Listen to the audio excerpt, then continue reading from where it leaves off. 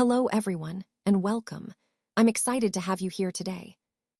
Today, we're going to explore Mega Goal 1.1, which focuses on Unit 5, titled, Did You Hurt Yourself?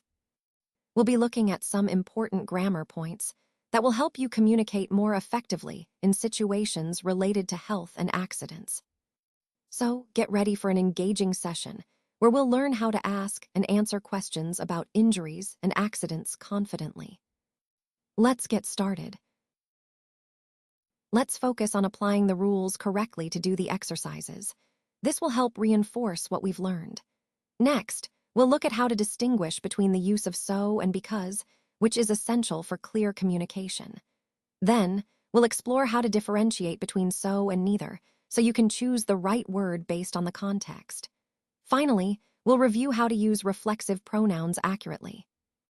Remember, mastering these points will improve your overall grasp of sentence structure and meaning, which is key to effective communication. Let's take a look at Student's Book, page 70. On this page, you'll find key concepts that are essential for understanding our main topic. It's a great resource to deepen your grasp of the material we're discussing today. As we go through it, I want you to focus on how these points connect to the bigger picture, showing the relevance and application of what we're learning. Remember, the goal here is not just to memorize, but to really understand how these ideas fit together and support your overall knowledge. So, keep this page in mind as we continue, because it will help reinforce the concepts we've been exploring. Let's take a closer look at some more examples to understand reflexive pronouns better. In the first example, the boy cut himself in the art lesson. Notice how the boy and himself refer to the same person. This is a key point. Reflexive pronouns are used when the subject and the object are the same. Similarly, she looked at herself in the mirror shows the same idea. The pronoun herself refers back to she, the subject. This pattern continues with he taught himself English with an app, where himself again points back to he. In the next example, they bought themselves a new game. The reflexive pronoun themselves indicates that the action is directed back to the subject, they. There are also more personal examples like, I cut myself when I was making dinner last night, which highlights how reflexive pronouns are used in everyday situations. And in, I hope you enjoy yourselves at the party tonight, the plural reflexive pronoun yourselves emphasizes that the action is happening to the same group. Another important point is that reflexive pronouns are used when the subject and object are the same person or group, which is common in many situations. Finally, remember that these pronouns help us clarify who is doing what, especially when the same person or group is both performing and receiving the action. They are essential for making our sentences clear and precise. Reflexive pronouns end in self for singular and selves for plural, and they are used when the subject and the object of a sentence are the same person or thing. For example, when we say the children got dressed by themselves, it means they dressed without anyone's help. Similarly, I prepared the whole meal by myself shows I did it alone. If you look at the door was locked, I locked it myself. It emphasizes that I personally did the action. And in you must finish the work by yourself, it indicates you need to do it alone, without assistance. The key idea here is that reflexive pronouns are used to show that someone is doing something independently, highlighting self-sufficiency. These pronouns are very useful because they clearly express that the action is performed by the subject alone, which ties into our overall theme of understanding independence and self-reliance in language. Now, let's look at how reflexive pronouns are used in everyday situations. In the first example, we protect ourselves from the rain with an umbrella. Here, ourselves refers back to the subject, we, emphasizing that we are doing the action for our own benefit. It highlights the importance of reflexive pronouns when the subject and the object are the same person or group. Moving on to the second example, he hurt himself when he was playing. The reflexive pronoun himself shows that the person caused the injury to himself, not someone else. It's a way to specify that the action was directed back at the subject. When completing sentences with reflexive pronouns, it's crucial to match the pronoun to the subject. For we use ourselves. For he, we use himself. These pronouns help clarify that the action is being performed and received by the same individual or group. Understanding how to properly use reflexive pronouns is essential for clear communication, especially when describing actions that someone does to themselves. It ties into our overall theme of mastering English grammar to express ourselves accurately and confidently. Today, let's take a closer look at some important reflexive and emphatic pronouns. On this slide, you'll see words like ourselves, themselves, himself, myself, and yourself. These words are key to understanding how we refer back to the subject of the sentence or emphasize a particular noun. For example, themselves is used when talking about a group of people acting on their own, while himself refers to a single male doing something personally. Similarly, myself is used when I want to emphasize that I did something personally, and yourself focuses on emphasizing or clarifying the person you're speaking to. These pronouns are also essential for making our sentences clearer and more precise, especially when we want to avoid repetition. They connect directly to the overall theme of how we express ourselves and others in English, which is fundamental for effective communication. Remember, consulting your student's book on page 70 will give you more practice with these pronouns. So, keep these concepts in mind as you work on your language skills. Now let's look at how because and so function in sentences. They were late is the first part, which explains the reason. Because they were late, they missed the plane. So the reason they were late leads to the result. They missed the plane. Remember, because introduces the reason, while so shows the result or effect. For example, they missed the plane because they were late emphasizes the cause. And they were late, so they missed the plane highlights the consequence. Understanding this distinction helps us construct clear, logical sentences and connect ideas effectively. This is essential for conveying cause and effect relationships clearly in our communication. Today, let's look at a simple example to understand how we can connect ideas using so. We start with the statement, "He's got the flu, so he is in bed." This shows a cause and effect relationship. The reason he is in bed is because he has the flu. Now, notice how we can change the order of the sentence by using so to connect the two ideas. This helps us see the result first, then the cause. In this case, the reason is that he has the flu, and the result is that he's in bed. Using so in this way makes our sentences clearer and more natural when explaining reasons and results. It's a useful tool for linking thoughts smoothly in our writing and speaking. Now, I'm going to bed because I'm tired. We can change the order of this sentence using the word because. So instead of saying, "I'm tired and I'm going to bed," we can say, "I'm tired, so I'm going to bed." This is a good example of how because helps us connect the reason with the result. The key point here is that because introduces the reason for something. And when we use so, we're talking about the result or what happens because of that reason. In this case, being tired is the reason, and going to bed is the result. This structure is very useful in everyday conversation and also helps make our sentences clearer and more natural. Remember, the main idea is that because gives the reason and so shows the result. It's a simple way to connect ideas smoothly and logically. So let's look at some examples to understand how to connect ideas using so and because. First, I said, "My uncle's car was very old because he sold it." Here, because explains the reason why he sold the car. It shows that the old age of the car was the reason for selling it.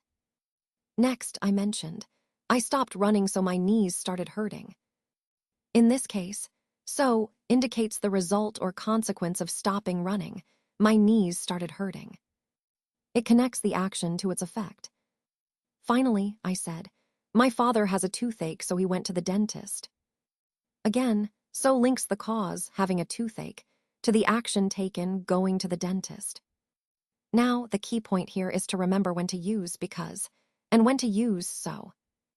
Use because to explain reasons and use so to show results or outcomes. This distinction helps make our explanations clearer and more logical, which is essential in any good communication. And thinking about these links helps us connect ideas smoothly, whether in writing or speaking. Let's look at this slide, which references the student's book on page 70. Here we see a pattern of words. So, because, and so. These are key connectors in language that help us understand cause and effect. First, so is used to show the result or consequence of a previous idea. For example, if I say, I was tired, so I went to bed early. The so connects the cause, being tired, to the effect, going to bed early. Next, because explains the reason behind something. If I say, I went to bed early because I was tired, the because clarifies why I went to bed early. Notice how these words work together to build a logical flow. The repeated pattern of so and because helps us link ideas smoothly, making our explanations clearer. This pattern is essential because it helps us communicate cause and effect relationships effectively. When you're constructing sentences or arguments, using so and because properly allows your ideas to connect naturally, which is a core part of effective communication. In the context of the overall presentation, understanding these connectors enhances your ability to express ideas clearly and logically, whether in writing or speaking. They are fundamental tools for making your language more coherent and persuasive. Let's take a look at some useful ways to express agreement or disagreement in conversation. When you want to agree with someone, you can simply say affirmative. It's a clear and direct way to show you agree. Conversely, if you want to express disagreement, you might say negative. That indicates you don't share the same view or that something is not true. Now, sometimes you might want to say that neither of the options applies or that you don't agree with either. In that case, you can use the word neither. It's a handy way to clarify that neither statement is correct or that you don't agree with any of the options presented. To connect these ideas, we often use the word so. It helps us explain the reason or the conclusion based on what we've just discussed. For example, if someone makes a statement and you want to agree, you could say affirmative. If you disagree, you might say negative. And if neither applies, neither is your go-to. This is especially useful for expressing agreement or disagreement in a clear, concise way, which is key in effective communication. Remember, these words help us navigate conversations smoothly, especially when clarifying our stance. Ahora vamos a ver cómo usar la estructura, so en inglés. Cuando estamos de acuerdo con una afirmación positiva, pero no queremos repetir toda la frase, usamos esta forma. La estructura es, eso, seguido de un verbo auxiliar afirmativo y el sujeto. Es una manera práctica y natural de evitar repeticiones en una conversación o en un texto. Por ejemplo, si alguien dice, I like pizza, en respuesta podemos decir, so I do, en lugar de repetir toda la frase. Esto nos ayuda a mantener la fluidez y la claridad en nuestro inglés.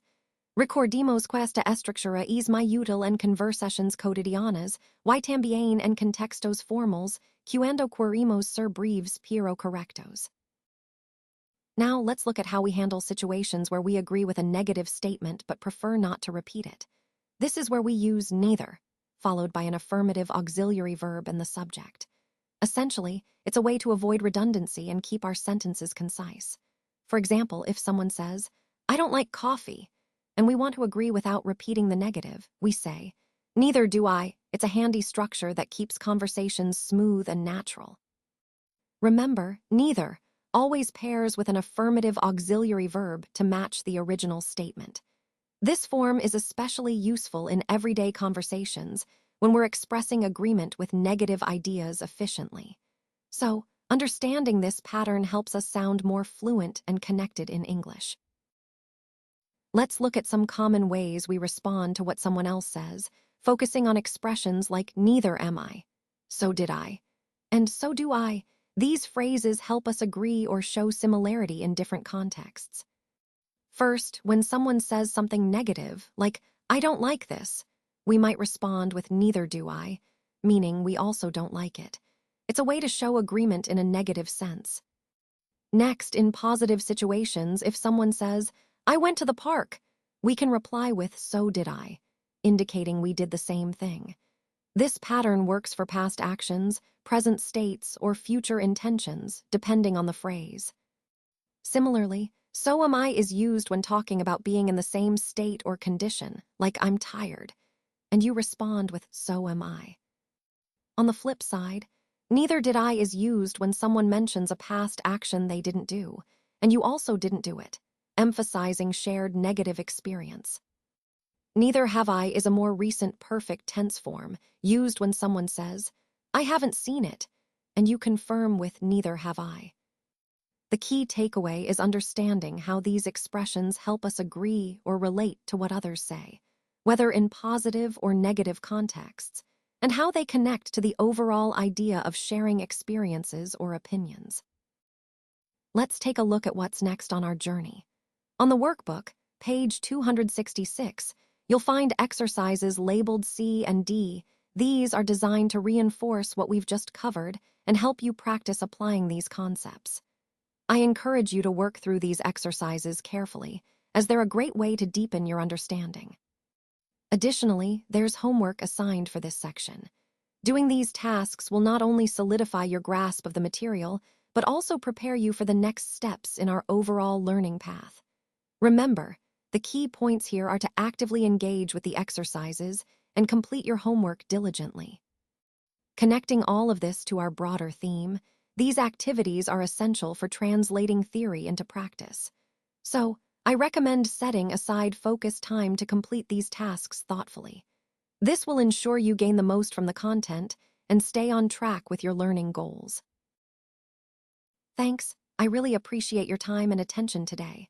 I hope you found this presentation helpful and insightful.